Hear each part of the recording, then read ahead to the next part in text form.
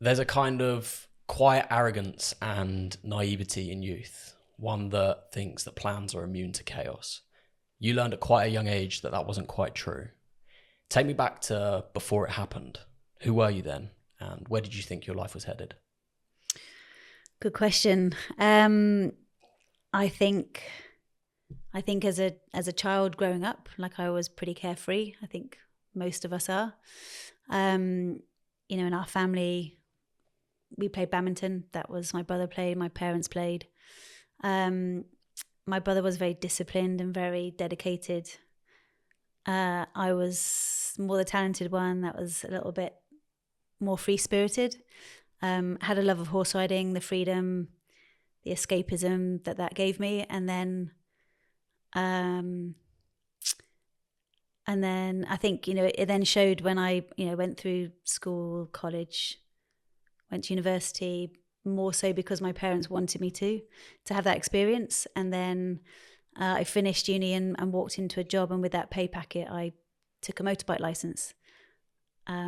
And that's probably who I was, the carefree, the adventurer, the wanting to experience things, which is probably maybe paved my way and the career that I've had ever since from having had the accident. I think you saying alone that you were interested in having a motorbike license, you kind of maybe felt that calling to a bit of adventure, a bit of fun, a bit of excitement, the freedom of being on a motorbike. I read that 12 days after your license, something quite dramatic happened. Yeah. 12 days after my license, I did nearly 1,000 miles on the bike. Absolutely. I loved being out on the bike. I was working during the days. So I would come home, I'd get changed, and I'd go out on the bike. It was any free time I had, I was out. But yeah, one day at the weekend, 29th of July, 2001, on my way home from Swanage with a friend, went around a corner, didn't make it. I don't remember the actual accident, but I hit a telegraph pole in a post box. And the only memory I have from that moment was at the side of the road with mud in my helmet. I'd bitten my tongue, and I said to my friend that I can't feel my legs. But at that moment, you have no idea what I've actually done to myself, the impact that has, and what was going to happen and what my future was going to be. Was your friend on the back of the bike when you came off? Was it just you on the bike? No, my friend had a matching bike, so it's a Kawasaki. I had a Kawasaki ZXR 400. Yep. I'm quite short in height, so it was the biggest bike I could get on, but a proper sports bike. And he had the 750. So he was out on his bike, I was out on my bike. We'd met up. Lovely day out, went down to Swanage. Remember going across the chain ferry, beautiful sunny weather, open roads. And yeah, just on the way home, didn't make it home. So in this moment, you've gone from being quite a free-spirited person. You liked the exciting things and exploring and that sort of thing and trying new things. And then this happens. And the whole course that you probably thought your life was going to take changed. Am I correct in saying that? Yes, absolutely. And you were quite sporty. You grew up playing badminton, and you like horse riding and stuff too. At what point did you think, after all the stuff that happened, what point did you think I would take up tennis? So the journey that I then went on was I spent 10 months in hospital. I was due to come out after 5 months, but pushed to have an operation, which then made it be another 5 months. And I met a guy called Pete Norfolk when I was buying my first day chair. So he owns a disability company, and just through conversation, from having been I was a senior county first team badminton player, and he played wheelchair tennis. He'd had a motorbike accident when he was younger. But in his showroom, he had medals, he had trophies, he had pictures.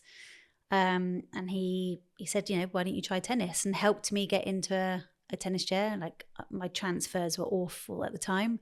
I was still learning. He lent me a chair that I then ended up buying. But yeah, I tried it just to play with friends, to play with family, kind of to find who I was again. You know, it was very different. It was like the early days when the internet was just being launched. So, you know, as a kid, like or as a 21-year-old, that her life had changed. Like you couldn't go to the internet. You couldn't then see what was out there. You couldn't go to Instagram or Facebook or, you know, like searching.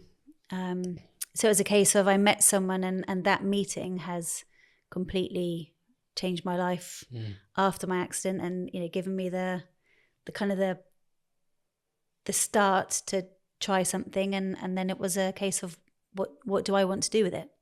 So you don't remember much of the actual accident. You just remember one thing, which was being on the side of the road and your friend coming over to see if you're okay. Yeah. What was rushing through your head when the realization started to come in that, is it from the chest down you were paralyzed, or the hips down? Yeah, so it's from the chest. So I remember being in hospital. I remember saying to the nurses and the doctors, please don't tell my parents, they'll kill me. My parents didn't actually know I'd taken my motorbike license, didn't know I had a bike.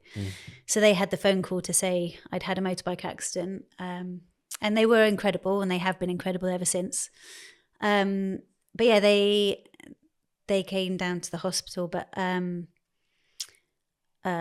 I remember starting to go through rehab, and then I had an MRI scan. I didn't have the results until after my graduation ceremony from university. I'd gone there on a day release from hospital, you know, big old hospital wheelchair with a back brace on. And it was when I came back from there that I saw the MRI scan, which showed that I'd severed my spinal cord. So it wasn't until that moment that my entire life was going to be in a wheelchair.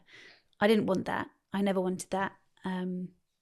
But I couldn't change it. It's the one operation, or it's the one part of the body that doesn't heal, it doesn't fix itself. So yeah, that was the moment that I knew that my life was going to be in a wheelchair, but I had no idea that I'd find tennis through meeting Pete, that I would then become quite good at it. And then would have a career that spans over 24 years. It's almost like Pete arrived to you as an omen, as like the universe was trying to say, look, you've been dealt this card now. Let's give you something good. Here's a man that can guide you down the path we want you to take down. It's almost like that's kind of how it turned out for you. Yeah, I think it was definitely a chance meeting. It was definitely that moment of him playing tennis himself. And the fact he had a motorbike accident too. Yeah. And he's a character. He was called the Quad Father. Great name. Yeah, like a legend of the sport, you know, multiple medalist, Grand Slam champion. So that chance meeting was amazing. I think at the time it was probably something that I needed. You know, you're kind of at that moment, I was like readjusting to life. My parents were helping, they were supporting, you know, and it just became like a slow kind of, almost like a form of rehab, but back in society, like playing with friends, playing with family. It wasn't that I needed to be isolated, that I was forgotten about. You know, people that I knew came and helped me. And then it helped me to adjust to being in a wheelchair. It helped me become stronger, you know, to deal with the day-to-day like demands of like transfers, getting yourself in and out the car, or into bed, in the shower, the bath. And yeah, it's been, I'm very grateful for meeting him at that moment. On the drive down, we were conversating about your story, and we were thinking, you know, the core theme of this podcast today. And I kind of really want to touch on that in the opening question, because I think that there definitely is kind of this attitude, I think, especially in young people, but I think it's been every human being at every age, that every human being believes that they're the exception to like tragic things that happen, you know. And in the car today, I was thinking, like, I should really start driving safe, because things can happen, and you know, you just never know when your life's gonna change like that. And what were your first few steps? Obviously, you met Pete, and he gave you the inspiration to get into tennis and the wheelchair that helped you do so. What were your first steps to overcome not just the physical turmoil, but the emotional turmoil too? I think you're always, and the same as anyone else, I think everyone is dealing with something. And I think even to this day, like you still manage it, because like my disability doesn't take a rest day. It's always there from the moment you wake up. You know, you can't just get up and swing your legs out of bed. I think as I've got into like the rehab, the tennis, the pathway that in itself was kind of slowly managing it, slowly accepting it. There were good days, there were bad days, there were tough days. Like learning to love me again was really difficult at the start. Like I didn't even like who I looked at in the mirror, like seeing myself in a chair, seeing my legs in shorts. You know, I struggled with that. And I think, you know, my Nana Shuker, I called her, she said that I'd lost my sparkle, and it was about 2 years later that she'd then said, "You'd lost your sparkle, but it's back." And I'll never forget that, because it was kind of like it takes time to accept when, you know, something big happens. And I'm glad that obviously I came through it, because, you know, you have, I suppose you have a choice. But I think no one knows how they're going to respond to something so big until it happens to them. But the crazy stat with spinal cord injury is recently it's like 1 person every 2 hours in the UK sustains a spinal cord injury. So you never know who it could happen to at any point. And I think people accepting, you know, the tricky things in life, and maybe realizing that life isn't always so difficult, or you have a choice how you respond or react to situations. So yeah. Would you say that accepting that, the acceptance, but also understanding that you could choose how you reacted to this in the moment, was a key thing that you learned quite quickly after the accident? I think I just went with the flow. I think I had great friends and family and nurses that, you know, you spend a lot of time with, that are helping you, supporting you, guiding you. And I think as the free spirit, it was kind of like, well, I'm in a chair now. I didn't want to be in a chair, but you put on a brave face, and you know, you're still trying to find who you are, and like the cheekiness comes out, the playing pranks on nurses because you can. And I think I suppose I just went with the flow, and I think that's been kind of my journey ever since. Like, I'm going with what's happening. You have a choice of how you respond and react to stuff, and I think most of the time I've said yes to most things to try. And the tennis snowballed. I said yes to a first tournament and the next tournament, and so on. And you're here now. Yeah. So your career, I mean, it's what you've done. It speaks volumes of who you are as a person. Is it 3 Paralympic medals you've been awarded? Like 94 doubles titles. Ooh. Is that off? Is that right? It could be. I to be honest, I haven't been counting. He's done his research. But yeah, your stats, you know, speak a lot about who you are as a person. What I'm really trying to figure out here is, in that moment where, you know, when we're all young, we all have plans for the future and can kind of visualize what we kind of like things to look like in the end, you know, whether it's where we want to live, family setup, what kind of job we want to do. And after this one accident, that's completely changed for you, because you feel like a different person now. How do you rebuild a life you didn't plan for? Slowly. Yeah, I think, like, I obviously never planned to be in a wheelchair, never planned to have an accident. I think my plan was potentially maybe to get into a job that was quite active. You know, maybe at the time I was doing a sales job, but I thought maybe I might get into the police. I thought it would be an active job. I wouldn't be sitting behind a desk. And obviously that didn't happen. You know, and then, yeah, I suppose the tennis, just it happened, and then it snowballed, and I became good. I enjoyed it. I met people that supported and helped guide. I met people that then, I remember meeting Tony Nappett, who was a wheelchair tennis player. And I think he changed my view of people in chairs because he looked good in a chair. And I think he then made me feel like, well, I could look good in a chair. You know, and I think, you know, having some, I don't know, self-preservation, and you start to look after yourself better. And do you think that like sport and competition as a particular thing to go to, do you think that the aspects of that are what helped you get through such a tough time? Yeah, I think so. I think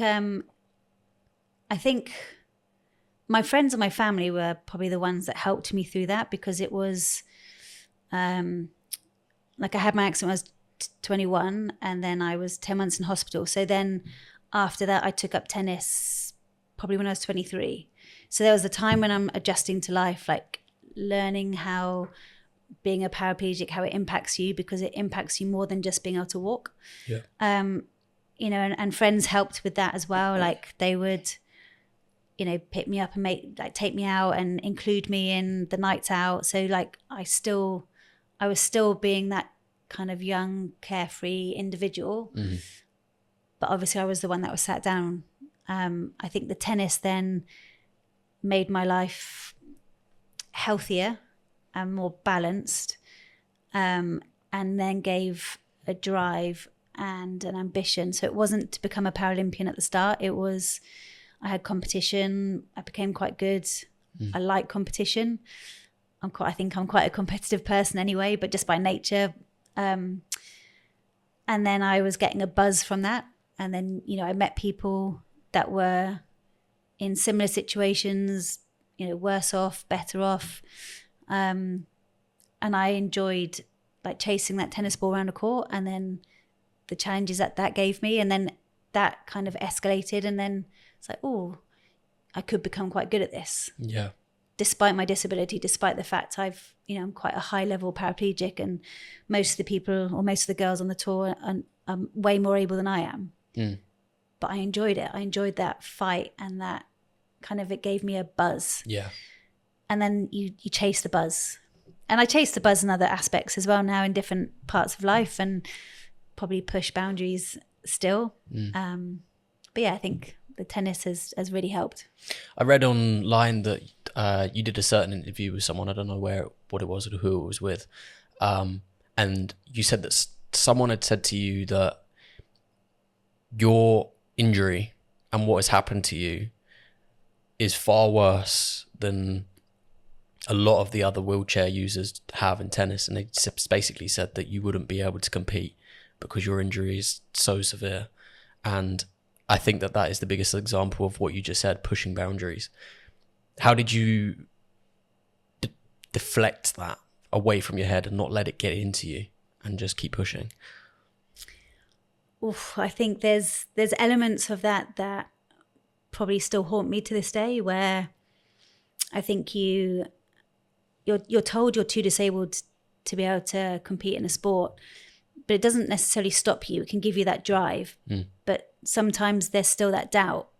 And I think as, you know, competition goes, like you can prove people wrong, but then sometimes when matches are tight, or you get a loss that you maybe shouldn't have, or when you do have that loss, there's a little bit of that voice that still comes back and kind of niggles.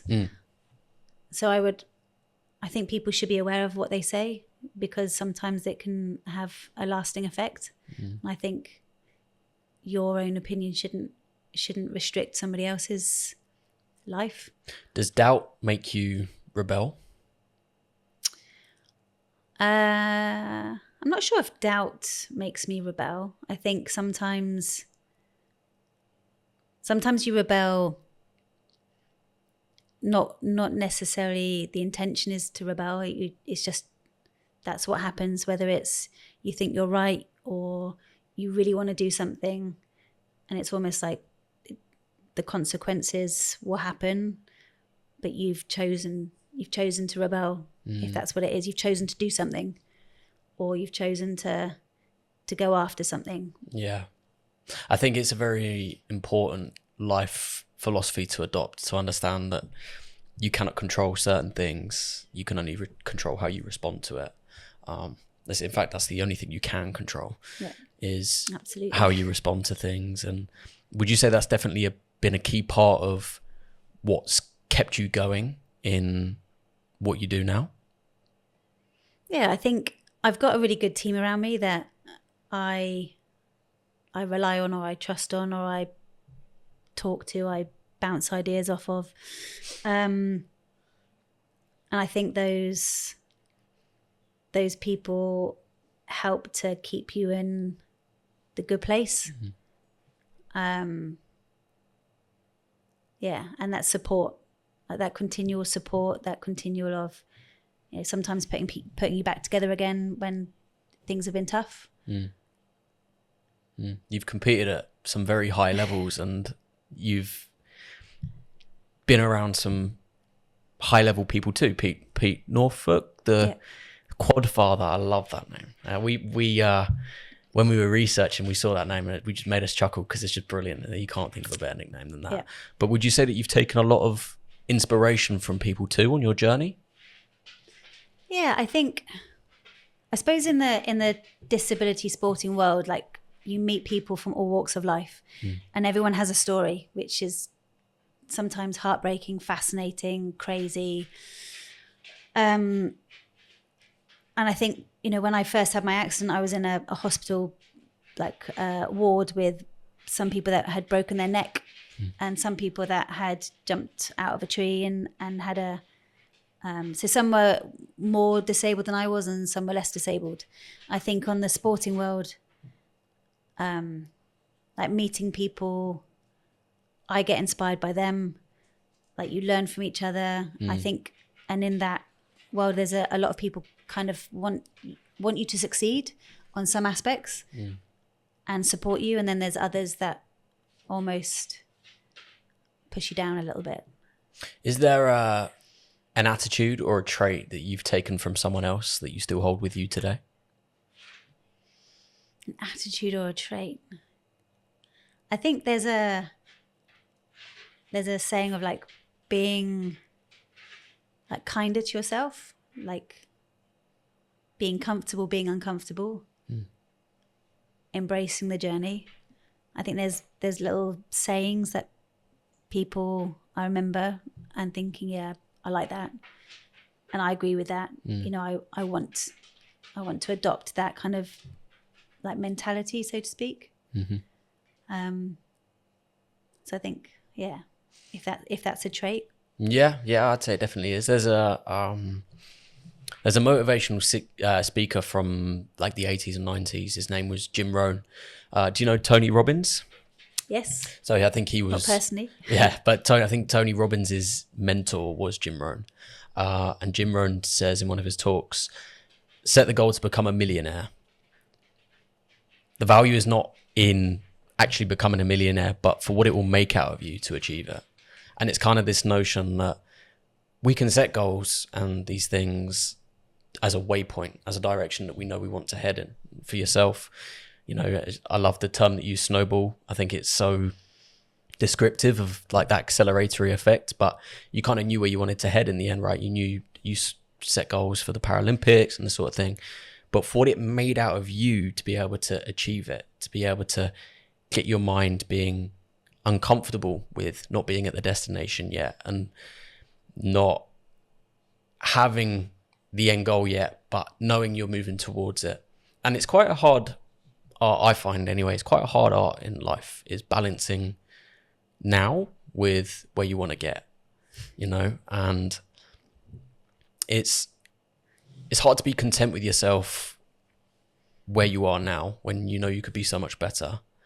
But you're not going to get so much better if you don't learn to be content with yourself now.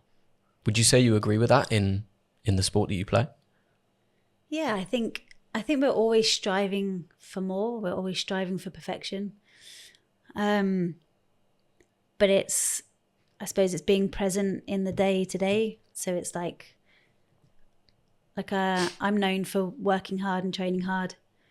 You know, I go to training and I want to be better today than I was yesterday. And I hate it when I can't do something straight away. So when a coach asks me and it's like, I'm sure I can do this. Like, and then the frustration can happen where you don't do it straight away. And it's like you say, you can't run before you can walk. Yeah.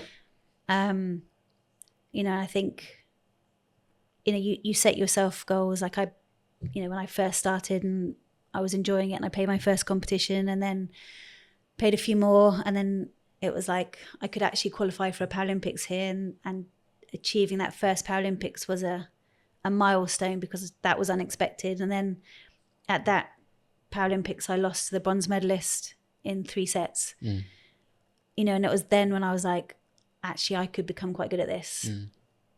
And then the next Paralympics happens and we get a medal, but it's a bronze medal, but it's the first one at a home games. And that gives you that buzz to want for more. Another Paralympics, another bronze medal, disappointment because it's another bronze. You know, I think we could push for silver or gold. And then another Paralympics happens and we get a silver medal, but there's still disappointment because you want that gold medal. Yeah. You know, so it's like each time you still have this drive for more. And it's almost like a bug, isn't it? You know, and it's crazy to think I've done 5 Paralympic games. You know, I've come back from Paris and I didn't get on the podium. And I think sometimes you can take for granted those previous medals. And now having come back from the games at this stage in my career, I wasn't on a podium, and that's gutting. But then I had an honour of being flag bearer alongside Terry. So that was another incredible moment that I don't think I'll ever beat in Paralympic sport, to lead in Paralympics GB into an opening ceremony. But I think there's always that drive for more. It's like a hunger, isn't it? And you reach one peak and you see a peak even higher and you're like, here we go again. How do you deal with the disappointment and the negative feelings after, like you said, you didn't feel so great after not getting on the podium in the Paris Olympics? How do you pick yourself back up after that? I think you learn how to do that. I think in tennis, it's a brutal sport. Like so many players are playing in a competition and only one person wins. So there's a lot of losses, you know, and some wins in my career. So you learn how to deal with those losses. Some will haunt you for longer. Do you still have losses that haunt you today? Yeah, I'd say so. I think there's a few that they're losses that might impact your ranking, that then impacts your qualification into a Grand Slam. The losses where if you'd turn that around, or it's a loss because I lost it, not because my opponent beat me, but I lost it, whether it was in my actions, whether it was my emotional regulation. There are times where I think you have to learn from them. You have to be able to take a step back as an athlete and have self-reflection in an honest, truthful way. And I think as my career's gone on, I can hold my hands up, I think, and say, I've done that quite well over the years. And I've tried not to make that same mistake again. But yeah, I think it's sport. You're an athlete. We don't like to lose. No, that's the competitive spirit. But I think it's healthy, and it's a natural part of being human, isn't it? Like you said, you achieve one goal and you think, right, what's next? And I think that just gives meaning to life. It's like, okay, well, now I need something to do. I need a task to do. I need a goal to aim for, something to move towards, something to strive better at, so something to improve at, etc. And we speak a lot about, moving from goal to goal and peak to peak. How do you keep belief in yourself when progress is slow or invisible? I think I get asked what's my why? And my why is that I love tennis. I love chasing a tennis ball around a tennis court. The challenges that gives.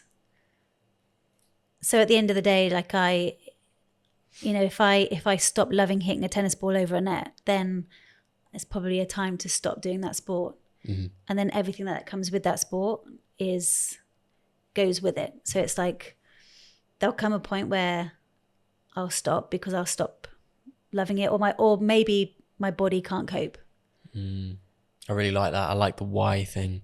There's a German philosopher a couple hundred years ago called Nietzsche, and he had a saying: he or she who has a why to live can bear any how.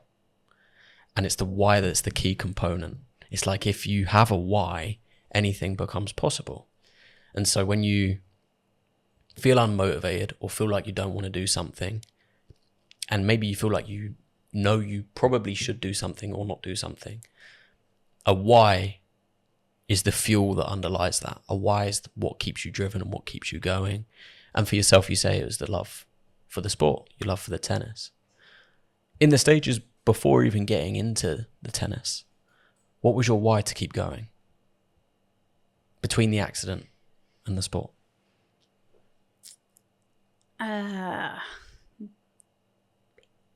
That's just what humans do, don't we? We keep going or you don't. And I think that there wasn't a choice to not. It was almost just this is just day to day, getting out of bed, like just the basics. There was no opportunity, or I didn't see a reason to not live like day to day, I suppose. So my podcast is called TELOS, or I believe it's actually said TELOS because it's an ancient Greek word that means ultimate aim or ultimate purpose. And a lot of the guests that I've had on so far, a lot of the underlying theme is, I think with everyone, is a search for meaning and purpose in things. And I think it gives us stability in life, and it's an antidote to all the negative things that you can feel that can occur, is a sense of meaning and purpose within things. For you and your story, did purpose come before motivation, or did motivation come first? Can they be separated? I think as people, we have, whether it's a purpose, like you live day to day, but in order to live day to day and have that purpose, you need to be motivated to do that. So I don't believe you can. Do you think it's like a chicken or the egg problem? Yeah. I feel like they're interwoven so intrinsically that it happens. And I think that's probably how I've responded or reacted or lived after my accident. It's just happened. It's been day to day to day. And my accident was 2001 and we're now 2026. 25 years. 25 years. Wow. So it's over half my life is now in a chair. And I'll look back and think, that's gone quick. I've done a lot, but that's gone quick. You might not be able to separate purpose and motivation, but I definitely believe you can separate, purpose and motivation, but I definitely believe you can separate motivation and discipline. Yep. Motivation sparks the fire, and I think discipline keeps it alight. How do you show up when maybe you're not feeling so motivated and you're running on your own willpower?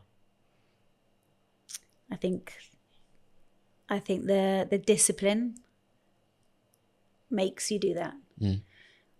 There's times where I've not enjoyed where I'm at. I've not enjoyed sometimes the training or the competition, the question of why am I doing this? Whether it's after a loss, whether it's after maybe a performance review, a conversation with program, like stresses that impact you sometimes more than a loss in a tennis match. Mm-hmm. But then the discipline in me gives me the drive to, whether you take a step back to have some time to yourself, you have a break, and then you find that hunger builds and the motivation builds and the drive to want to get back and maybe to prove people wrong, and to get back and do better, and can I do better, and keep pushing the boundaries. Is discipline something you've had to hypertrophy, as in like you've had to build it yourself, or do you think you were naturally gifted with quite a disciplined character? I think if I think of the child growing up who was definitely not disciplined, in her badminton years, of not doing the training, taking it for granted, or maybe at training just having a bit of a laugh and a joke. But I think, since that, I've obviously learned that the discipline allows me to be the athlete that I've become today. So I've learned discipline. I think it's grown within me, and it's helped me grow as a person. Discipline is probably the key component, I think, not just to a successful life, but a fulfilled life. You're going to have to do stuff that you don't want to do, and you're going to have to not do stuff that you do want to do. And it's about navigating that and maybe not being emotionally led by things and making the right choice regardless of how you feel. I think another key component is composure and remaining calm when stakes are high. You're someone who's played at the highest level you possibly can. I think you could say the Paralympics would be the highest level for wheelchair tennis. How do you stay calm and composed when the pressure and stakes are so high?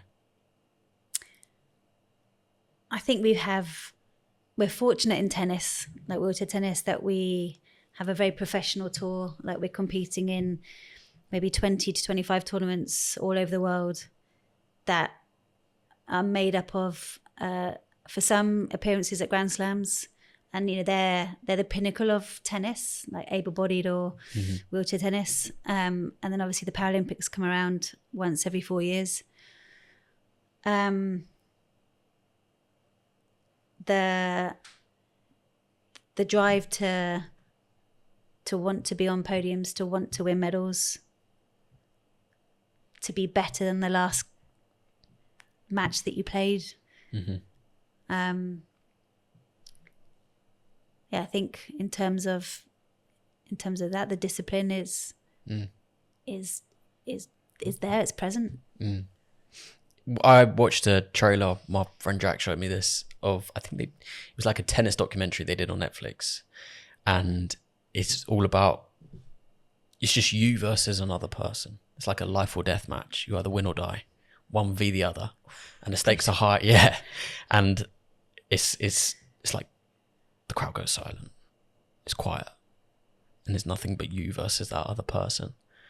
Do you feel the nerves and the pressure come through in when that crowd goes quiet and you see your opponent?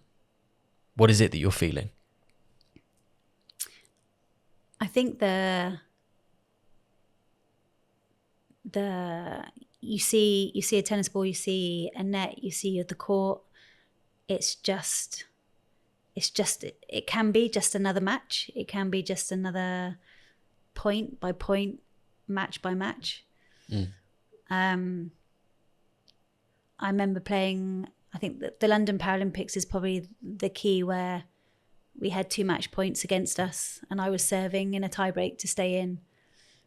And people asked me, like, what were you feeling in that moment? And I think you've had hours and hours and hours of repetition, of training, of practice, of serving practice, of return practice. And I think in that moment, you're almost in a state of flow and trust. And, I made the serves because we stayed in, and then we turned it around and I served an ace out for us to win the match. But I think it's almost a flow of trust, of you've done this, countless hours of, practice and training and repetition to rely on, to know that you can do this. and also why are we doing this? Like my why is I love it. I love competing. So the times when you get nervous, it's trying to remember that it's a tennis ball, it's a tennis match, and I love this sport. You're stripping it down to the physical elements of it. It's, you know, we create these stories and these narratives that probably get us more riled up and more nervous, and what people thinking and what the crowd thinking. And but it sounds like what you're doing here is it's just a ball and a court and a net and a game that I love, and you remind yourself why you're here and why you're doing it. Would you say you experience a lot of gratitude in your journey and the life that you live now? Oh, gratitude.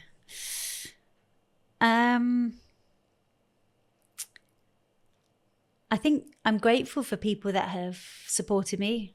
I'm grateful for the partner that loves me for who I am.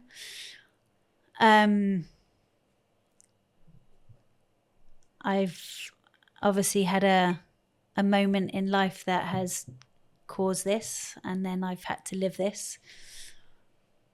I'm not necessarily grateful for that moment because I suppose it completely changed my life and what I expected. And at times that's been tough. But then if you spin it around, I'm grateful for the life that I then have lived, and that I've had an amazing life despite that one moment in time that I was probably ungrateful for, if that makes sense. I think there's this paradoxical nature about life that's you never really appreciate what you've got until you don't have it. Yeah. Do you think that people need that element of loss in order to start being grateful for the things they do have? I'd like to think that people didn't need to experience it. And I think there are some people that maybe that don't. But sometimes I think when people do experience it, there's two ways. You can either be bitter or you can see the small wins in a situation, the small achievements, the maybe way more basic, the simple things in life make you happy rather than like the bigger monetary or flamboyant or sometimes simple things are you maybe realize that, if that makes sense. Yeah, definitely. I think Like focusing on the smaller things. Yeah, valuing. Yeah. Like I value time with my friends, time with family, time with my parents. And that money can't buy that. And some people, they don't get that opportunity. They don't get to have time because that time's been taken away for one reason or another.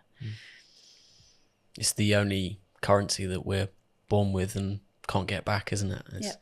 Money comes and goes and other forms of currency come and go, but time is something we're born with, have a set amount of, and it disappears. It's gone. And you can't control how quick it goes as well. Nope.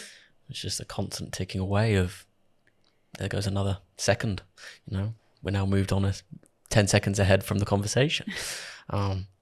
Going forward, you know, what's coming up for you and your career, and have you got anything else that, you know, you'd like to share and speak about as time progresses?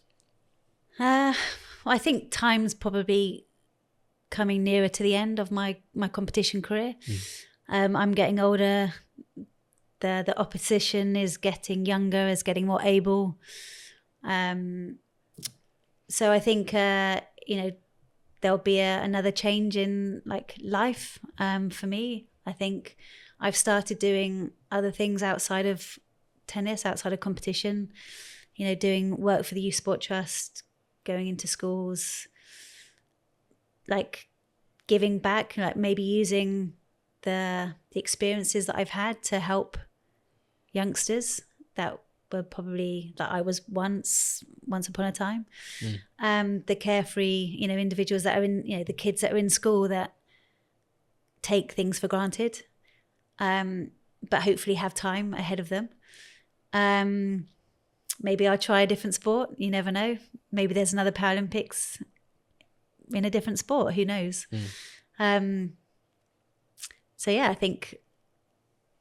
I hope that there's going to be other things that I will do. I think there's a few more competitions left in me. Hopefully one more shot at Wimbledon. We'll see. Maybe another shot at a Grand Slam. Who knows? But yeah, I think whatever it is, I think, hopefully it will be exciting. Maybe getting into the presenting world, the commentating world in tennis. Got a few years of experience that I could maybe chat about. What part of you in your whole story, after the accident, after losses, what part of you would you say stayed the same no matter what happened to you? What part of me stayed the same? I mean, there's the physical part of me that stayed the same, even though it might have had a bit of an adjustment, you could say.